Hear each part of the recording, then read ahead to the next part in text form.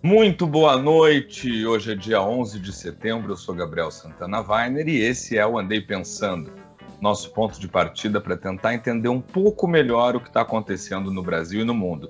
Aqui, a notícia não vem crua, ela já vem temperada, com contexto, com análise e com a minha opinião. A gente termina então o dia juntos, separando o que é barulho daquilo que realmente importa, com clareza e um pouco de ironia, porque ninguém merece também encerrar o dia de um jeito pesado. De Porto Alegre a Brasília, passando também por tudo que reverbera lá fora, esse é o Andei Pensando, o programa para quem quer ficar bem informado em meio a tanta loucura.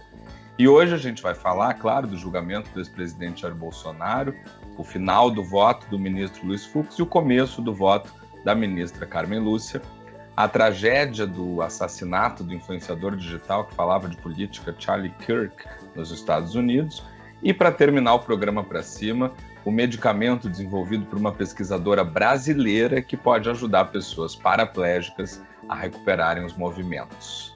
E como toda quinta-feira, ainda tem o quadro Vem Aí, com as minhas apostas do que deve virar notícia na semana que vem. Então, bora começar o Andei Pensando de hoje. Roda a vinheta, produção!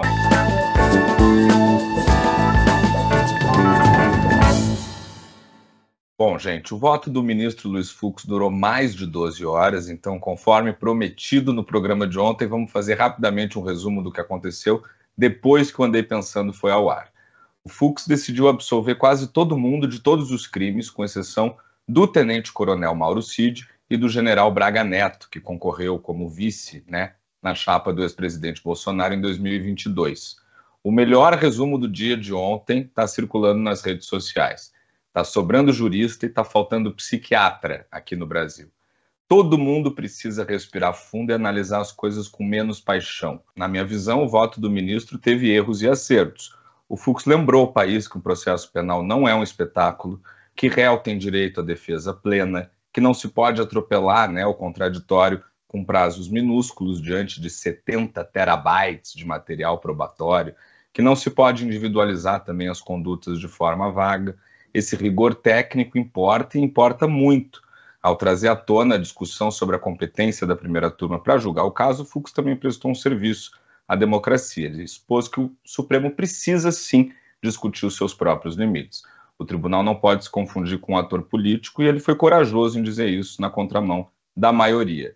Também teve muita coragem quando falou sobre a necessidade dos juízes se manterem distantes, manterem uma distância pessoal dos casos, porque foi um recado claro para o Alexandre de Moraes. Mas, daí a transformar a tentativa de golpe em vaga cogitação, aí o ministro esticou a corda até o rompimento.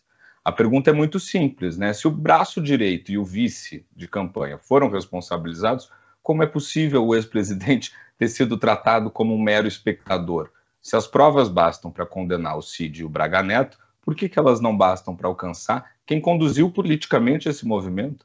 Até porque, se fosse verdade que o Bolsonaro nada tinha a ver com a trama, quem que se tornaria presidente se o golpe tivesse dado certo? Não seria o Mauro Cid, O que a gente precisa entender agora é se o voto solitário do Fux vai dar subsídio para a defesa entrar com os chamados embargos infringentes, que na prática levariam o caso para o plenário do Supremo. Tem jurista dizendo que o regimento do tribunal é claro ao dizer que basta uma decisão não unânime para que esse recurso seja possível, enquanto outros dizem que o entendimento da corte é que é preciso pelo menos mais um voto, no mesmo sentido do voto do Fux, para que a defesa tenha essa possibilidade. Então, vamos ver o que vai acontecer na sequência, E aí, no começo da tarde de hoje, o julgamento foi retomado com a leitura do voto da ministra Carmen Lúcia. A diferença entre o começo do voto da Carmen Lúcia e do Luiz Fux é a diferença entre um freio e um acelerador. Enquanto o Fux gastou horas com as preliminares, questionou a competência do Supremo e foi abrindo caminho para as absolvições, a Carmen Lúcia foi muito mais direta.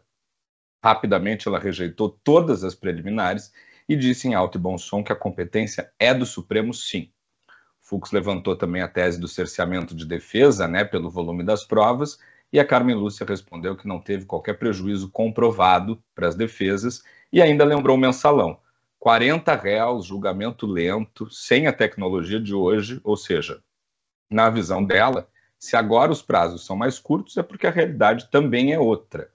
Sobre o mérito, a Carmen Lúcia foi direta. Ela disse que uma organização criminosa é feita de peças que se completam, do chefe que ordena até o mula, né, que leva o recado. Todos respondem porque o crime é conjunto, e para ela não tem como isolar atos e tratar eles como insignificantes quando o todo é um projeto de poder. Nesse ponto, o Alexandre de Moraes entrou para reforçar, inclusive, o 8 de janeiro, para ele, não foi um domingo no parque, foi uma operação de tomada de Estado. E a Carmen Lúcia fechou o raciocínio dizendo que eles não estão julgando as instituições, estão julgando uma organização criminosa que tentou se apoderar do Estado brasileiro. Então, em resumo, o Fux abriu brechas para anulação do processo, enquanto a Carmen Lúcia tratou de fechar as portas para qualquer nulidade. Ele transformou as preliminares em escada, né, para suas absolvições, e ela usou as preliminares para reforçar o próprio Supremo. O contraste é gritante. Amanhã acaba o julgamento e na semana que vem eu trago todas as conclusões aqui. E o assunto agora é o assassinato brutal do influenciador americano Charlie Kirk. Ele tinha 31 anos, era uma das principais vozes conservadoras pró-Trump nos Estados Unidos e foi assassinado com um tiro no pescoço enquanto falava para uma multidão de universitários no estado de Utah. O atirador ainda não foi preso, mas a polícia tem imagens dele subindo num telhado para executar o ataque. Mais de 1.000 pessoas estavam nesse evento.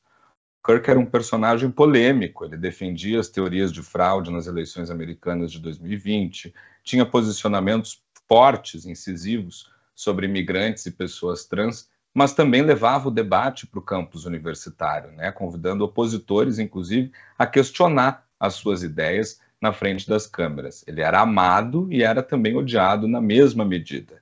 Esse episódio trágico é a cara do nosso tempo. A intolerância com o divergente ultrapassou a barreira do debate e agora escorrega para a violência política. Hoje, ter opinião virou um ato de risco e o Charlie mesmo falava muito sobre isso. Num dos vídeos que estão no perfil dele, ele disse o seguinte: quando as pessoas param de conversar, coisas muito ruins começam a acontecer. Quando você para de ter uma conexão humana com alguém de quem você discorda, se torna muito mais fácil querer cometer violência contra esse grupo. O que nós precisamos resgatar é podermos discordar e a violência não ser uma opção. Eu mesmo discordava muito de muita coisa que o Kirk dizia e concordava com várias outras também. É assim que a vida adulta deveria funcionar, né? A gente escuta, contra-argumenta, aprende, muda de ideia ou mantém o nosso pensamento.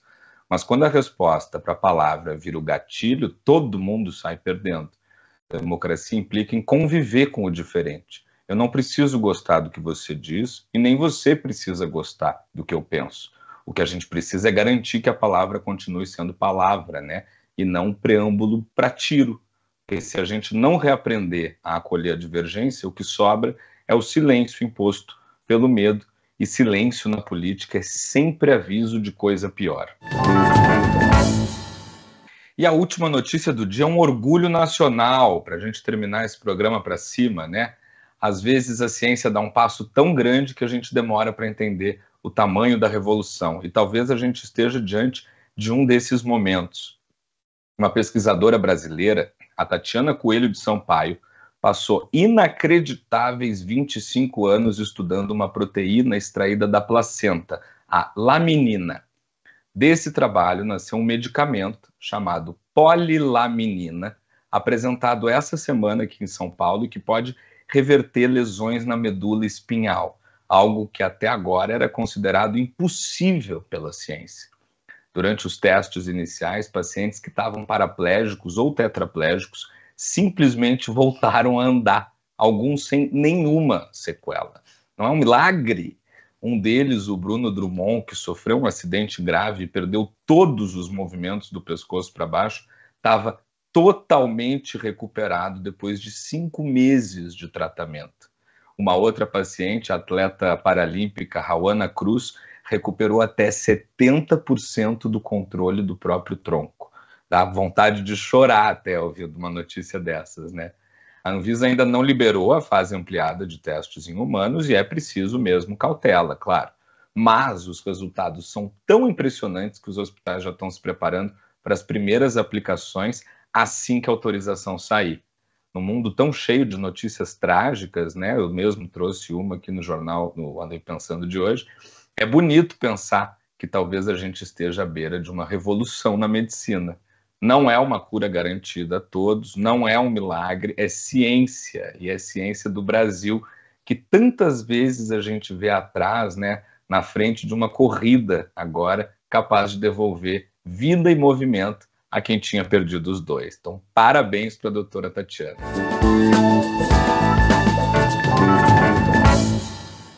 E como vocês já sabem, toda quinta-feira é dia de Vem Aí, o momento da semana em que eu divido com vocês o que eu acho que vai estar nas manchetes da semana que vem. Bom, na política brasileira, claro, os próximos dias vão ser de respiração presa.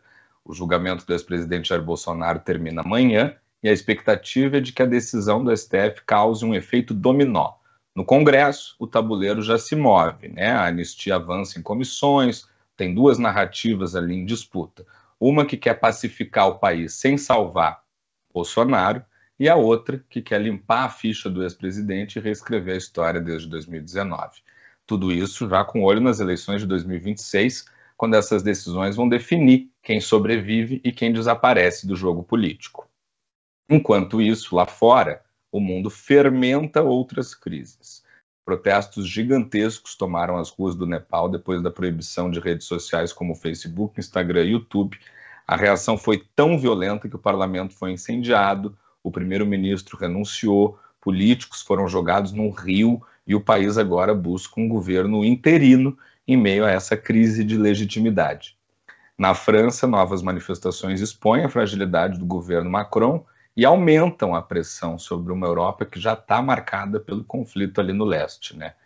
E na guerra da Rússia contra a Ucrânia, escaladas militares e novos ataques cruzados aumentam o clima de incerteza e a corrida armamentista. Então vem aí uma semana que vai testar limites, o limite da justiça brasileira, o limite das instituições políticas e o limite de um mundo que parece estar sempre à beira de um novo conflito, de um novo desastre.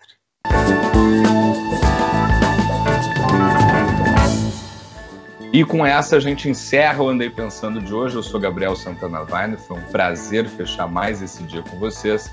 Além do Andei Pensando, eu também dou meus pitacos no timeline da Rádio Gaúcha e em outros espaços. Me segue lá no Instagram, @GabrielSWeiner, que na minha bio você descobre onde me encontrar. Uma boa noite para você e até a semana que vem.